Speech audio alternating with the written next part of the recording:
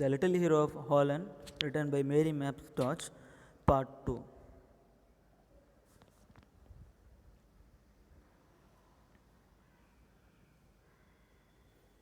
So நம்ம லாஸ்ட்டாக first பார்ட்டில் பார்த்துருப்போம்.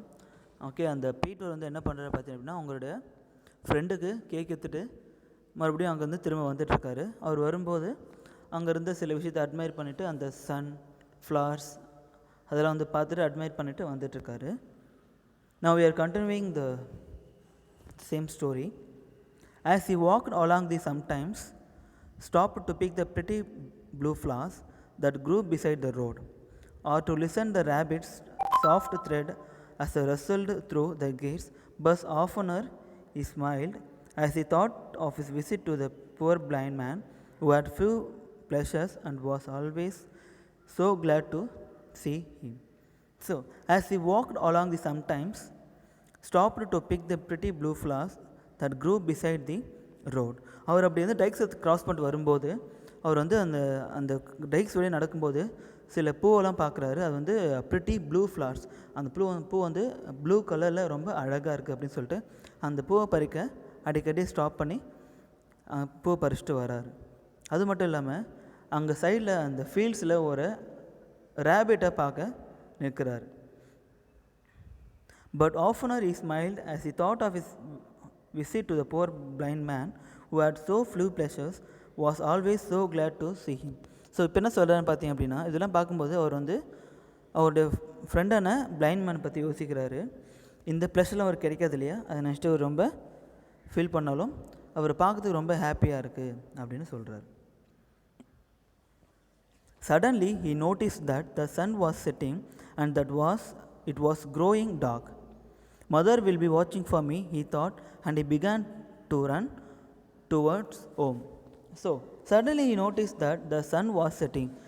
இப்படி இருக்கும்போது திடீர்னு அவர் பார்க்குறாரு, the sun was setting. Sun வந்து வெஸ்ட்டில் மறையிறத அவர் பார்க்குறாரு. and that was growing dark. So sun மறையும் போது கொஞ்சம் இருட்டாகும் இல்லையா, சாயந்தர நேரத்தில் இருட்டாக தெரிஞ்சோடனே அவர் ரியலைஸ் பண்ணிக்கிறாரு, மதர் வில் பி வாட்சிங் ஃபார் மீ. இவங்க மதர் வந்து அவங்களுக்கு வெயிட் பண்ணுவாங்க தெரிஞ்சுட்டு he thought and he began to run toward home.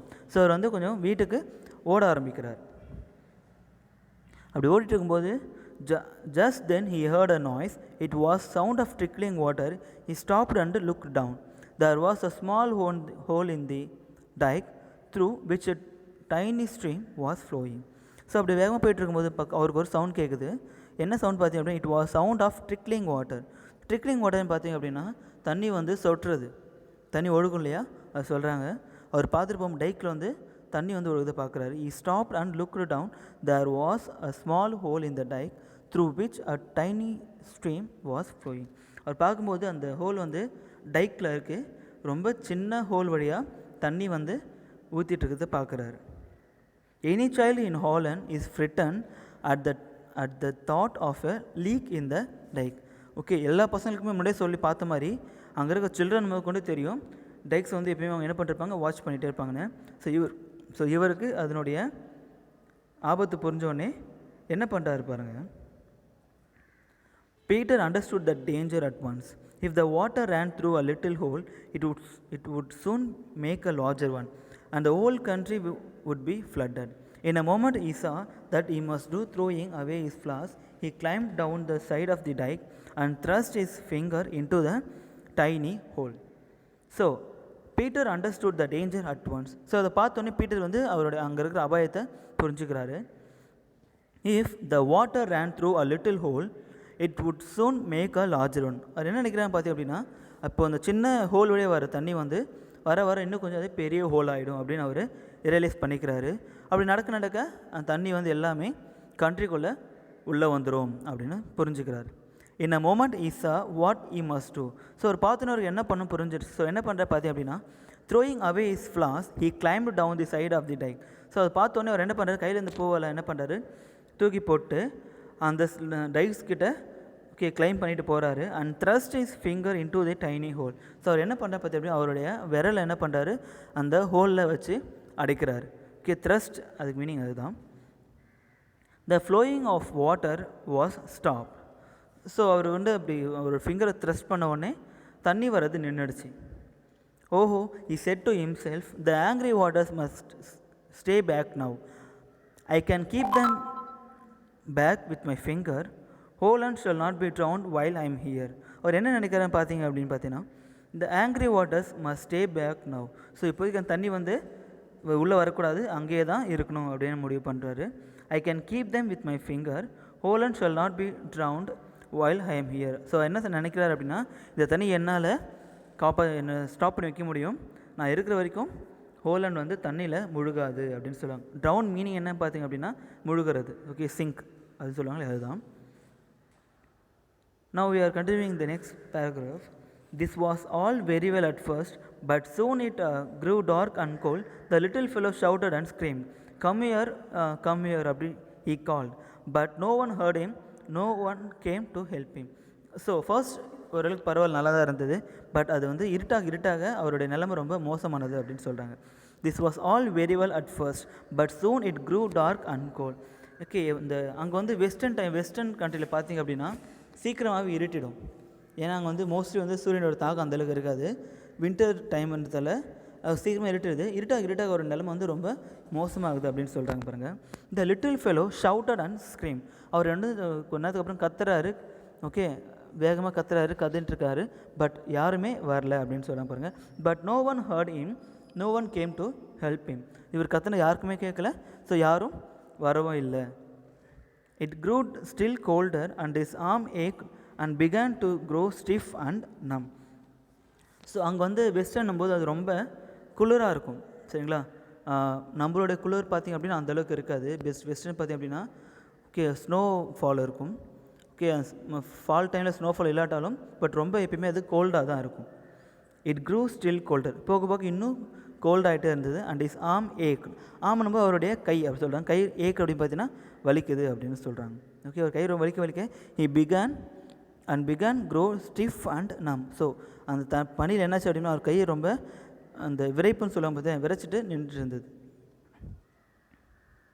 He shouted again, will know one come, mother. So என்ன மறுபடியும் கத்துறாரு, யாருமே வர முடியலாம் கத்துட்டு. ஓகே, அவங்களுடைய மதரை கூப்பிட்றாரு. But his mother had looked anxiously along the dike road many times since the sunset of a little boy, and now she had closed and locked the cottage door, thinking that Peter was spending the night with his blind friend and that she would scold him in the morning for staying away from home without permission. Peter tried to whistle, but his teeth chattered with the cold. He thought of his brother and sister in their warm beds and of his dear father and mother. I must not let them be drowned, he thought. I must stay here until someone comes, if I have to stay all night. So, but his mother had looked anxiously along the dike road many times since the sunset of a little boy. So, but இவங்க mother என்ன நினைக்கிறாங்க பார்த்தீங்க அப்படின்னா, அவங்க ரொம்ப ஆங்ஷியஸாக டைக்ஸ் ரோடை பார்த்துட்ருக்காங்க. டைக் road வரும்போது இந்த பிக்சரை பார்த்தீங்கன்னா உங்களுக்கு புரியும், அந்த டைக் ரோடு. ஸோ அவங்க வந்து அவங்க வீட்டில் இருந்து அந்த இடத்தையே பார்த்துட்ருக்காங்க. Okay, had look anxiously. Anxious meaning என்ன பார்த்தீங்கன்னா ஏக்கம், அப்படின்னு ரொம்ப ஏக்கத்தோட அந்த டைக் ரோடை பார்த்துட்ருக்காங்க. பீட்டர் வருவார் அப்படின்னு சொல்லி பார்த்துட்ருக்காங்க. And now she had closed and locked the cottage door. அவங்க என்ன பண்ணுறாங்க பார்த்தீங்க அப்படின்னா, ரொம்ப டைம் ஆகி சொன்னோடனே அவங்களுடைய வீட்டை க்ளோஸ் பண்ணிவிட்டு உள்ளே போயிட்டாங்க. பிகாஸ் நம்ம ஊர் மாதிரி இந்த திறந்து வச்சிருந்தாலும் ஒன்றும் ஆகாது. பட் அங்கே வந்து ரொம்ப கோல்டாக இருக்கிறதால எப்பயுமே வந்து வீடு எல்லாமே க்ளோஸில் தான் இருக்கும். நம்ம ஊர் பார்த்திங்க அப்படின்னா பகல் வந்து எப்பயுமே டோர் ஓப்பன்லேயே இருந்திருக்கும், ரைட். நைட் டைமில் கூட தான் டோர் க்ளோஸ் பண்ணுவோம், அதுவும் விண்டோ ஓப்பனில் இருக்கும். பட் எப்பயுமே அங்கே கோல்டாக இருக்கிறதால எல்லாமே அங்கே க்ளோஸில் தான் இருக்கும். Okay, try to understand that. So had closed and locked the cottage door, thinking that Peter was spending the night with his blind friend. So அவங்க என்ன நினைக்கிறாங்க பார்த்தீங்க அப்படின்னா, அவங்க ஃப்ரெண்டை பார்க்க தானே போனார். ஸோ பீட்டர் வந்து அவங்க ஃப்ரெண்டு கூடயே ஸ்டே பண்ணுறாருன்னு சொல்லிட்டு நினச்சிட்ருக்காங்க. And that she would scold him in the morning for staying away from home without permission. So என்ன நினைக்கிறாங்க பார்த்தீங்க அப்படின்னா, பீட்டர் காலில் வந்தவுடனே அவரை திட்டலாம் அப்படின்னு நினைக்கிறாங்க. ஸ்கோல்ட் மீனிங் என்ன அப்படின்னா திட்டுறது. scold him in the morning for staying away from home without permission. So permission இல்லாமல் வெளியில் தங்குறதால நாளைக்கு காலைல வந்தோடனே திட்டலாம் அப்படின்னு சொல்லிட்டு போயிட்டு பெட்டுக்கு போகிறாங்க.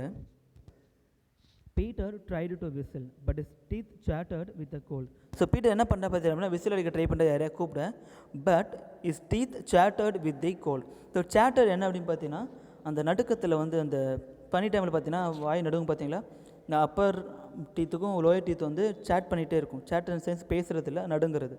ஸோ அவரால் விசில் கூட அடிக்க முடியல. He thought of his brother and sister in the warm beds. So அவர் இந்த டைமில் வந்து அவருடைய பிரதரையும் சிஸ்டரையும் வீட்டில் நினச்சி பார்க்குறாரு. இன்னொரு அவங்க வந்து ஒரு வார்ம் பெட்டில் படுத்துட்டு இருந்திருப்பாங்க. And half his dear father and mother, அது மட்டும் இல்லாமல் அவங்களுடைய மதர் அண்ட் ஃபாதரையும் நினச்சி பார்க்குறாரு. I must not let them B drown. என்ன சொல்கிறான்னு பார்த்தீங்க அப்படின்னா, நான் வந்து என்னுடைய ஃபேமிலியை வந்து தண்ணியில் முழுக விட மாட்டேன். He thought I must stay here until someone comes and if I have to stay all night. என்ன நினைக்கிறேன் அப்படின்னு பார்த்தீங்கன்னா, யாரோ வர நான் என்ன பண்ணி ஆகணும், இங்கே தான் ஸ்டே பண்ணி ஆகணும்னு சொல்லிட்டு டிசைட் பண்ணுறாரு. ஓகே, யாரும் வரலனா நான் நைட் ஃபுல்லாக அங்கேயே ஸ்டே பண்ணி தான் ஆகணும் அப்படின்னு சொல்லிட்டு முடிவு எடுத்துகிட்டு அங்கேயே உட்காந்துட்ருக்காரு. The moon and stars looked down and the child crouching on a stone on the side of the dike.